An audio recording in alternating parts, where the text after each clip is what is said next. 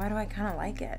Because it's like I don't know, it's like I kind of like it. you dirty girl. Dirty girl, you're funny. What comes to mind when I say Botox? Ooh, you guys know I got my very first Botox treatment on the SAS a couple years ago, and I love it. Botox has kind of come a long way because today we're gonna get Botox. But we're not getting it the way you think. We're getting a Botox facial. What? Susan, tell me more. So Botox Facial, you've probably heard of it. A lot of people call it a micro infusion. However, we've coined it as a Botox Facial. It's a little device about this big, and it's got 20 24-karat gold needles at the tip of it, and it stamps into your skin. And at that stamp, each needle is thinner than a human hair, so it gets down into the dermis and is able to deliver the cocktail, basically, that we put into that device.